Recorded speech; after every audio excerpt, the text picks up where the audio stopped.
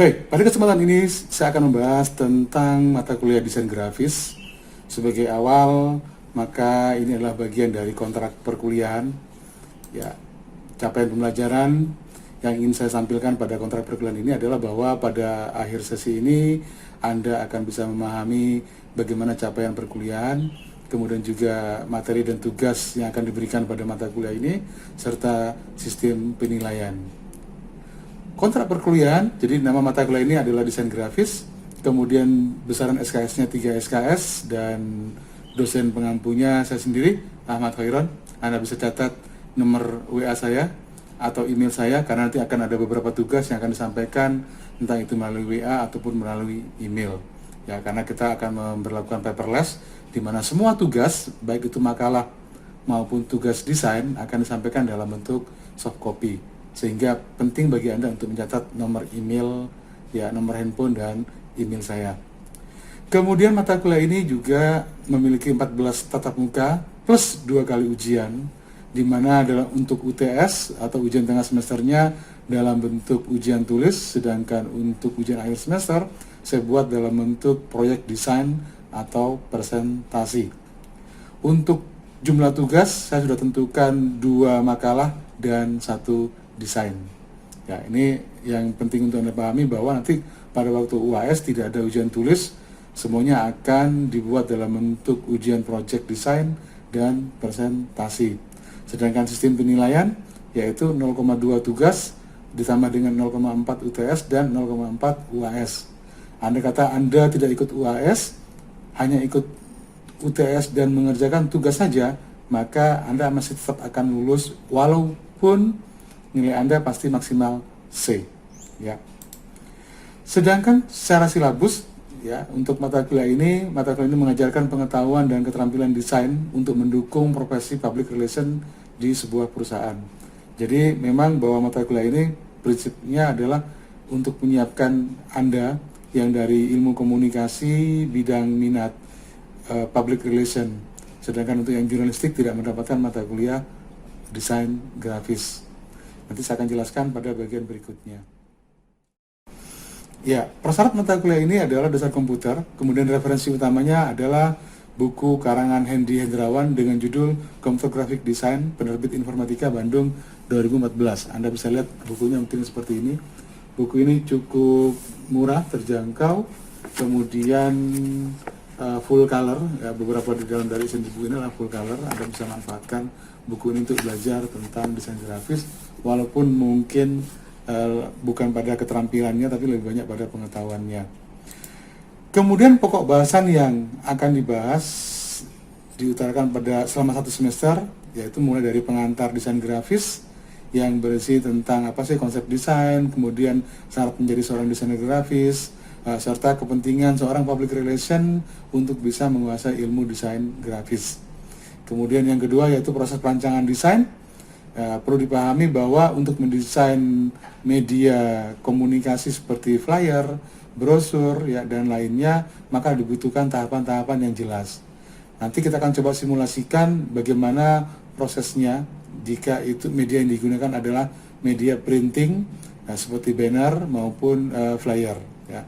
Sedangkan untuk dalam bentuk soft copy seperti infografis memiliki tahapan yang berbeda. Penting sekali untuk Anda yang menjadi seorang public relation di sebuah perusahaan untuk bisa memahami tahapan-tahapan ini, ya, agar jangan sampai kemudian hasil desain yang dimanfaatkan untuk perusahaan ternyata tidak sesuai dengan harapan, ya, karena ada kesalahan dalam prosedur project design. Kemudian yang ketiga, pokok bahasan yang ketiga itu berkaitan dengan masalah media desain. Kita paham bahwa pada awal mulanya media desain yang paling banyak digunakan itu adalah kertas. Kita akan bahas tentang jenis-jenis kertas, ukuran kertas, kemudian juga beberapa media lagi yang lainnya. Terutama mungkin kalau sekarang adalah bahwa desain grafis juga berkaitan dengan media sosial, sehingga Anda juga perlu paham dengan ukuran layar, kemudian ukuran video, ya, dan sejenisnya. Yang keempat yaitu komponen desain grafis. Kita paham bahwa dalam konteks desain grafis itu ada garis, ada warna, ya, bentuk-bentuk shape geometrik lainnya, ya, tata letak dan seterusnya.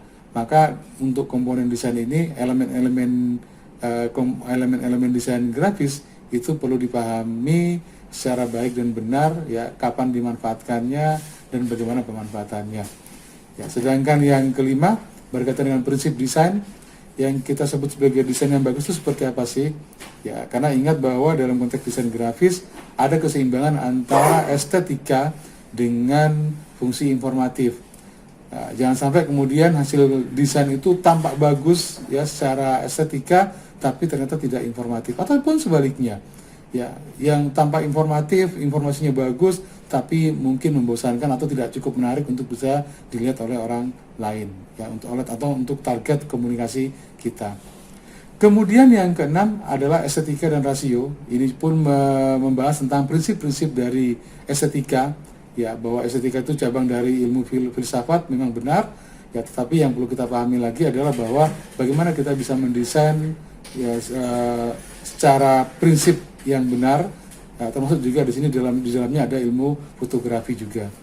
Dan yang ketujuh, ini yang sebelum UTS nanti kita akan bahas tentang kritik desain. Untuk bisa membuat sebuah desain yang bagus, tentu saja Anda harus bisa memberikan kritik pada hasil desain yang sudah ada, ya, sehingga Anda bisa belajar dari kesalahan-kesalahan orang lain dalam mendesain. Pokok bahasan yang ke-8 yaitu berkaitan dengan masalah warna. Ingat bahwa komponen dalam desain itu adalah warna, maka komposisi warna, kemudian juga background dan foreground, kemudian juga template warna, ya, itu penting untuk bisa digunakan. Makna warna, filosofi warna, psikologi warna itu juga ada dalam pokok bahasan ini. Kemudian yang ke-9 berkaitan dengan, kita akan bahas tentang tipografi, yaitu berkaitan dengan huruf. Ingat bahwa pesan disampaikan dalam bentuk desain bisa juga dalam bentuk teks. Kalau kita bicara tentang teks, maka kita juga akan memanfaatkan jenis-jenis huruf yang ada di sistem atau teknologi informasi yang kita gunakan saat ini. Maka font-font seperti Calibri, Times New Roman, ya, itu adalah font-font dasar, tapi dalam konteks desain kita harus memanfaatkan font-font yang sesuai dengan tema desain yang kita buat. Kemudian yang ke-10 yaitu tentang layout, bahwa dalam desain itu juga berkaitan dengan tata letak, bagaimana menempatkan elemen-elemen desain sehingga menjadi harmoni dan menjadi mendapatkan hasil estetika yang baik pula. Yang ke-11 yaitu desain logo, ya, fungsi Anda sebagai public relation salah satunya yaitu berkaitan dengan bagaimana mendesain logo. Penting, mengapa? Karena setiap kegiatan perusahaan biasanya tidak lepas dari adanya desain, ya. Misalkan desain berkaitan dengan ulang tahun perusahaan, atau bisa juga kalau di kampus itu berkaitan dengan disnatalis, maka penting untuk bisa mendesain logo, atau juga mendesain unit-unit logo dari unit-unit yang ada. Atau bisa juga perusahaan memutuskan untuk mendesain ulang logo yang ada untuk bisa hoki, ya, bisa membawa hoki. Maka dalam konteks desain logo kita juga akan membahas tentang Feng Shui. Ya, jika klien Anda atau perusahaan Anda mungkin memiliki kepercayaan terhadap Feng Shui, maka penting juga untuk bisa memahami makna warna dalam kebudayaan Cina atau Tiongkok, dan juga bentuk-bentuk simbol-simbol elemen yang ada pada kebudayaan Tiongkok. Kemudian desain kemasan, ya, atau packaging, ya, konteks desain kemasan ini juga penting karena dalam sebuah perusahaan, walaupun itu bukan perusahaan produksi, maka packaging itu juga menjadi penting. Contohnya Anda harus mendesain map, mendesain packaging berupa goodie bag, ya, atau bentuk-bentuk tempat-tempat souvenir lagi yang lainnya. Sedangkan pada materi ke-13, pokok bahasan yang ke-13 yaitu corporate identity. Corporate identity itu berkaitan dengan segala hal yang berkaitan yang mewakili dari simbol perusahaan. Misalnya seperti corporate color atau warna, bisa juga dari logonya sendiri, tagline-nya, kemudian juga centenary-nya, misalnya seperti amplop, map, ya, kartu nama, ya, sampai pada branding dan bentuk-bentuk dari komunikasi yang dipakai pada perusahaan seperti slide, ya. Dan yang terakhir yaitu infografis. Nah, infografis ini merupakan ilmu baru yang berkembang di 4-5 tahun ini, terakhir ini. Penting sekali bagi Anda yang bekerja di sebuah perusahaan sebagai public relation untuk bisa mengemas informasi menjadi sebuah bentuk yang mudah untuk dipahami, menarik, ya, dalam bentuk infografis. Ya, data-data statistik yang mungkin dalam bentuk tabel, kemudian kita bisa ubah dalam bentuk infografis. Pokok bahasan ini menjadi pokok bahasan penting yang harus Anda kuasai. Sedangkan untuk bahan UAS, saya akan ambilkan dari pokok bahasan yang ke-13 yaitu corporate identity. Ya, jadi dua pokok bahasan yang terakhir ini merupakan pokok bahasan yang akan kita gunakan sebagai bahan untuk proyek di ujian akhir semester. Demikian untuk materi, ya, pengantar kontrak perkuliahan. Ya, ikuti materi slide berikutnya. Terima kasih.